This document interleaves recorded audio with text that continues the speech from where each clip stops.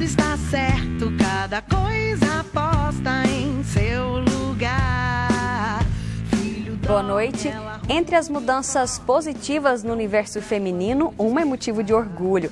Cada vez mais as mulheres conquistam a autonomia financeira e podem dar mais um passo na luta contra o patriarcado. Segundo dados da Pesquisa Nacional por Amostragem de Domicílios do IBGE, o número de famílias chefiadas pelo sexo feminino cresceu 105% entre 2001 e 2015. Isso significa que hoje quase 30 milhões de lares são sustentados por elas. Foram analisados nesse estudo diversos tipos de arranjos familiares, como casal sem filhos, com filhos, arranjos unipessoal e as chamadas mães solo. A má notícia é que as mulheres continuam ganhando menos do que os homens. Muito embora tenham mais anos de escolaridade, elas recebem até 30% a menos nas ocupações similares exercidas pelo homem.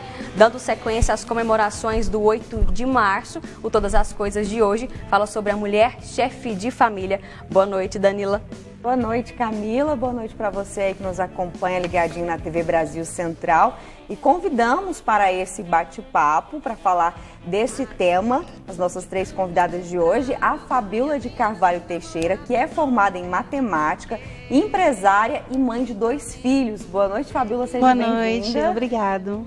Também convidamos a socióloga Uianã Cruvinel. Ela é professora universitária, coordenadora do coletivo estadual Evangélicas pela Igualdade de Gênero. Boa noite, Uianã. Boa noite, muito obrigada pelo convite. E ao meu lado está a Adriana Pereira de Souza, ela que é doutora em Economia e professora da UEG. Obrigada por aceitar o nosso convite, Adriana. Eu que agradeço. Boa noite a todos.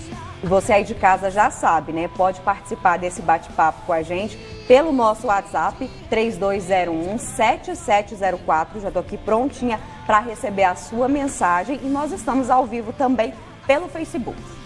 Bom, eu quero começar já perguntando para a Fabíola o seguinte, que a gente está aí vivendo essa pandemia do coronavírus, né? Aqui em Goiás já outros casos já foram confirmados. E uma das medidas do governo do estado foi liberar as crianças e adolescentes, né, das escolas. Você que é mãe solo, o que você está fazendo com esses meninos agora em casa? Você tem 2 filhos, né? Queria que você contasse para o nosso telespectador. Sim. O que você está fazendo agora, então, com essa medida de ter que agora ficar com eles em casa? Bom, a vantagem é que eu tenho a diferença de idade dos dois, né? Eu tenho um de 17 e tenho um de 3. Nesse momento, o 17 está cuidando do de 3 para mim, porque eu tenho que manter a fábrica funcionando e eles estão em casa. Mas é complicado, bastante complicado, porque eu ainda tenho essa alternativa e muitas amigas minhas não têm. Tem amigas, são 2 crianças, né? Exatamente, só crianças, e elas não têm, às vezes, os pais para ajudar, né? Não tem uma pessoa e com quem deixar essas crianças. Então está uma situação extremamente complicada as escolas fecharem completamente. Entendo que é necessário, mas gera um transtorno familiar muito grande. Você que passou a ser empreendedora o ano passado, né? Para quem não sabe, a Fabíola tem uma empresa de alimentos congelados.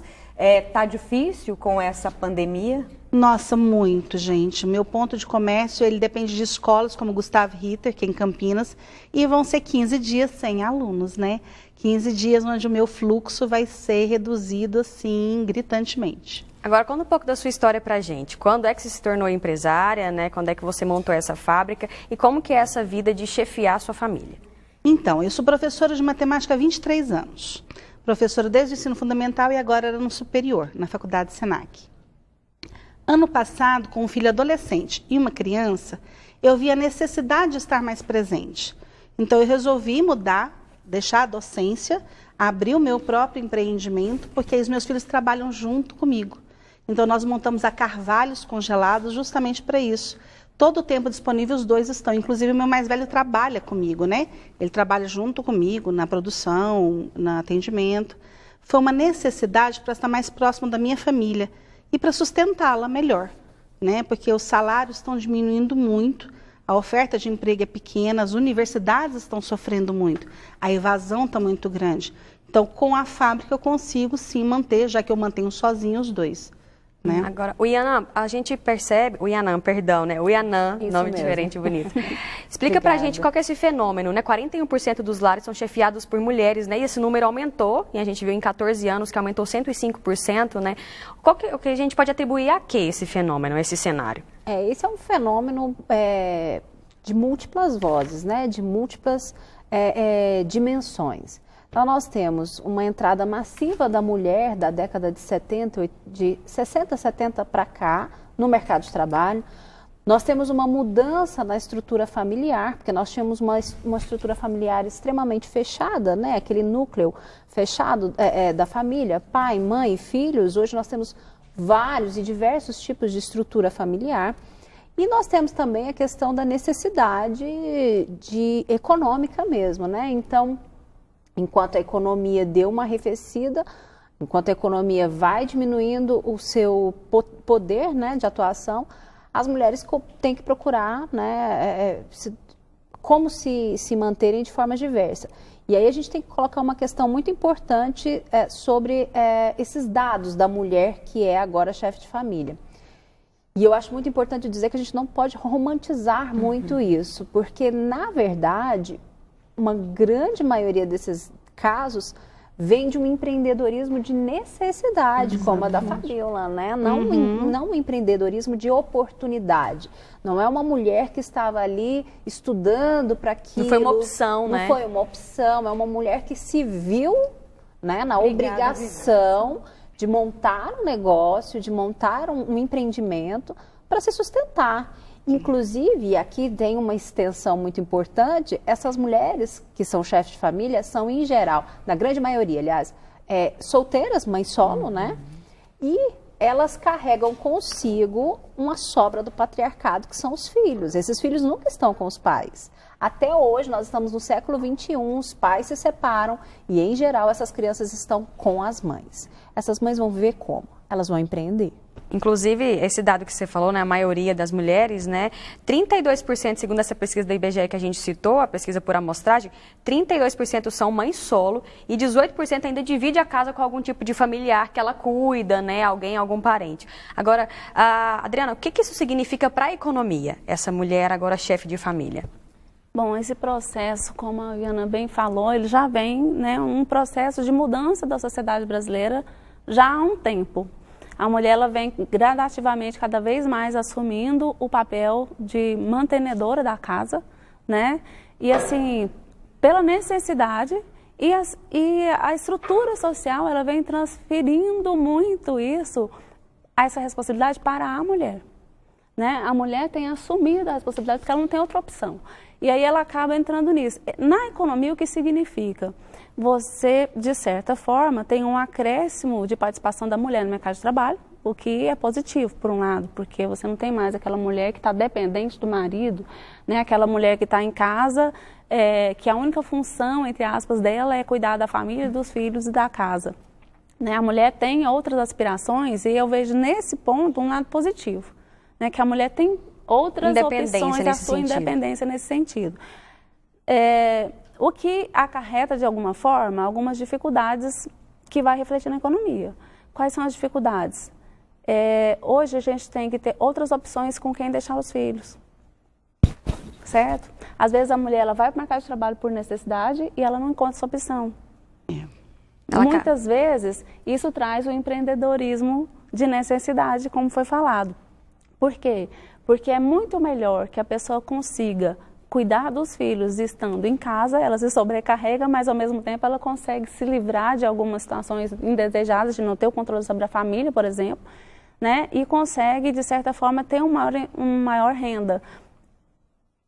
Economicamente, amplia-se a capacidade de receita, certo? Mas ao mesmo tempo sobrecarrega a mulher do ponto de vista de pessoa mesmo. Né? Nós temos a necessidade de que essa mulher esteja apta a chegar no mercado de trabalho, necessidade de que a mulher queira participar disso e encontre as oportunidades. Mas a estrutura social ela deveria dar o suporte para que isso acontecesse. Você sente que não tem suporte, Fabíola? Assim, você se sente sobrecarregada? Totalmente. Tripla jornada, muita coisa, você tem que cuidar de tudo. Tudo. E você tem que aprender até a administrar esse tempo, porque enquanto eu estava como professora, eu acabava de dar aula 10 horas, chegava 11 horas em casa, chegava e tinha que ajudar em tarefa, trabalho, arrumar a casa, fazer janta, botar a menina para tomar banho, para depois dormir lá para meia-noite, 1 hora, para acordar às 6 horas da manhã e dar aula de novo. Agora, trabalhando para mim, eu consigo coordenar melhor meus horários. cansa, sobrecarrega, dá insegurança de não ter o recebimento, ainda mais agora. Nunca que a gente imaginaria que teria essa epidemia, essa pandemia. Então, para mim, no meu comércio, vai ser ruim e eu vou ter que aprender a administrar isso. Por quê? Porque agora é a minha única fonte de renda. Então, assim, a gente trabalha com muitas incertezas. E ainda tem a criação dos filhos, a fase da adolescência, a fase da infância, que eu estou com as duas. É muito sobrecarregado. Essa Seria questão muito da bom rotina esse também apoio. acaba levando muitas mulheres para o empreendedorismo, né? Poder estar mais em casa, trabalhar perto dos filhos. Sim. Isso acaba colaborando também. Demais, porque por mais que eu me sobrecarregue, eu estou com eles quase 24 horas, né? Então, ou eles estão na escola ou eles estão comigo. Então, a gente está todo mundo junto. Me facilitou bastante. Eu não me arrependo de ter feito esse empreendimento.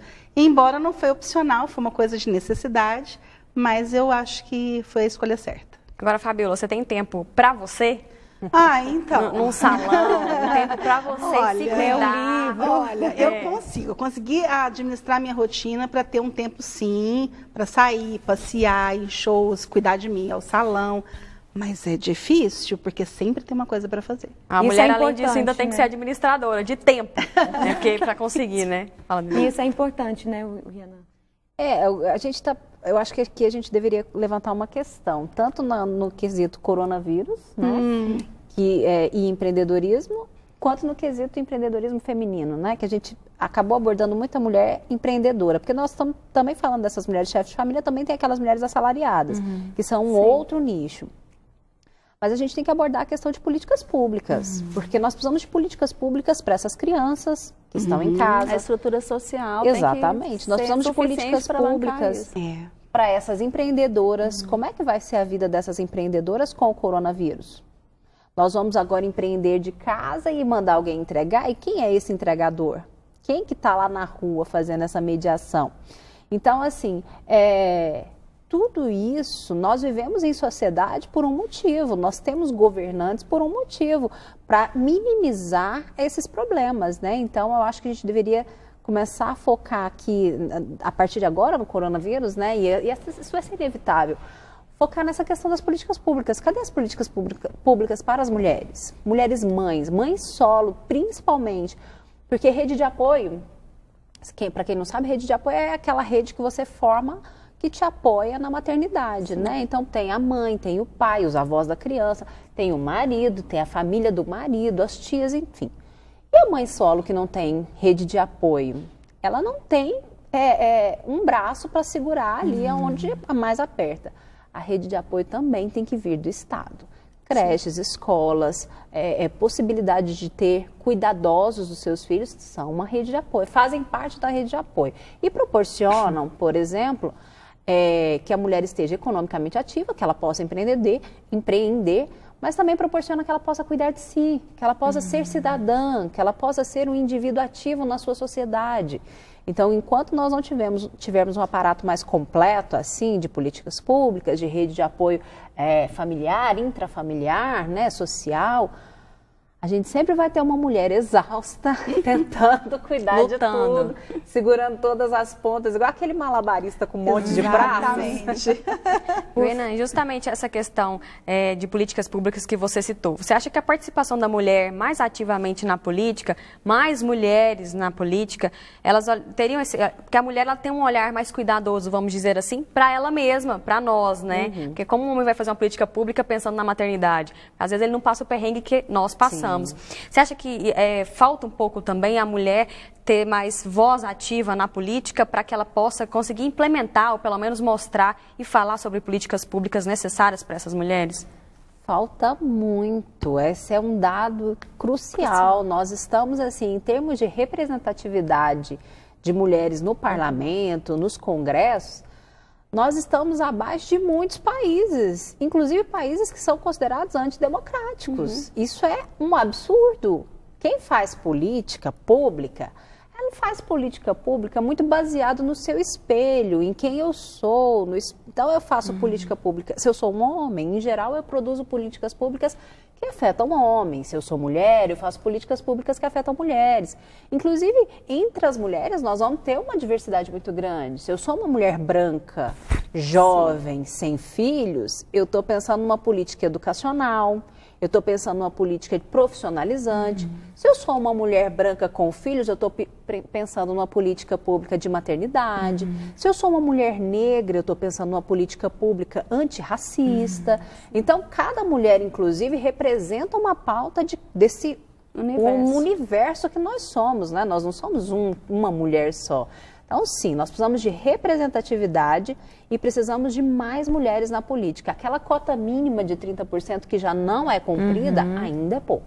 Sim, ainda é pouco. Você falou da mulher malabarista aí.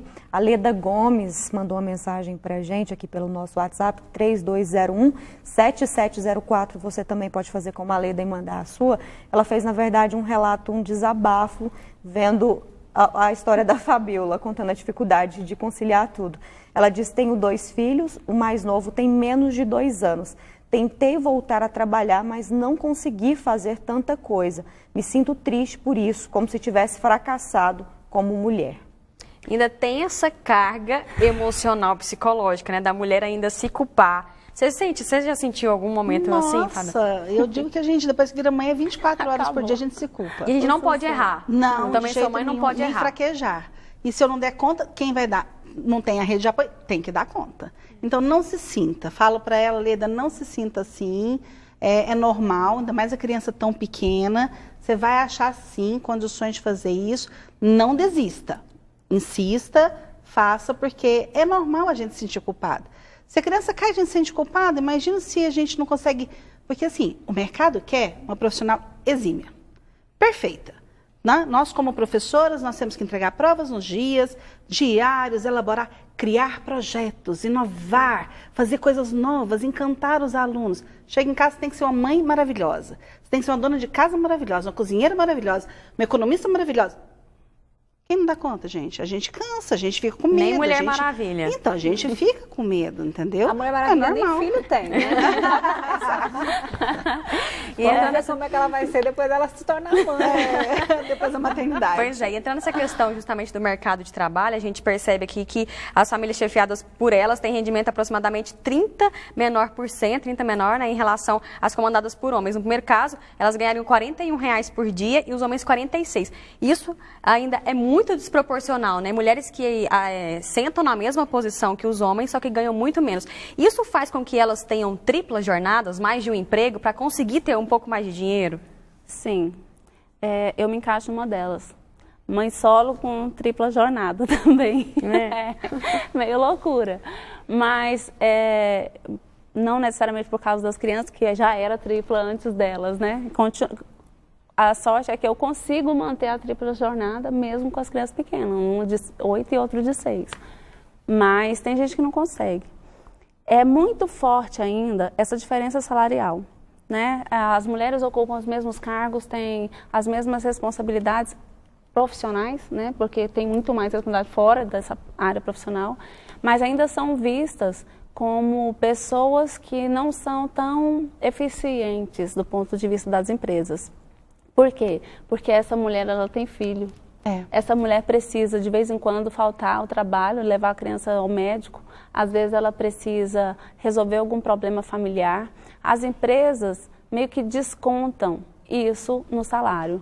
As mulheres, elas pagam por ser mulher. Ser mulher, exatamente. Existe, sim, como bem dito aqui pela Yanã, existe uma diferença se essa mulher é uma mulher branca, se essa mulher é uma mulher negra, quais são os espaços que elas ocupam e qual é a renda, né? E isso é muito claro na sociedade. A gente que é do serviço público, normalmente não se tem tanto isso, mas no setor privado isso é muito forte ainda. Sim. As mulheres ganham, sim, bem menos que os homens. Em todas as pesquisas realizadas, em todos os anos, é verificada essa situação e é essa penalização da mulher ser penalizada por ela ser mulher.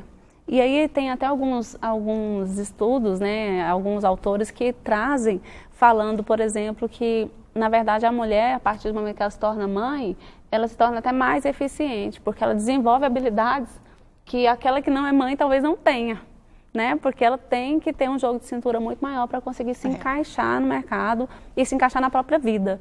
E talvez as empresas devessem começar a olhar um pouquinho melhor por isso. A questão da falta da mulher no parlamento, né? 30% reservado para as mulheres estarem no parlamento, mas esse 30% não é alcançado, certo? Então, assim, não é só na questão salarial, mas são em todas as outras áreas. Enquanto a mulher não ocupar o seu espaço e está disposta a brigar pelos seus direitos, a brigar pelo seu espaço, nós vamos continuar ainda um bom tempo com essa estrutura social. Bom, a gente continua falando disso, a gente vai para o nosso primeiro intervalo, então participe com a gente no 3201-7704, a gente espera a sua participação, não sai daí. Cada coisa posta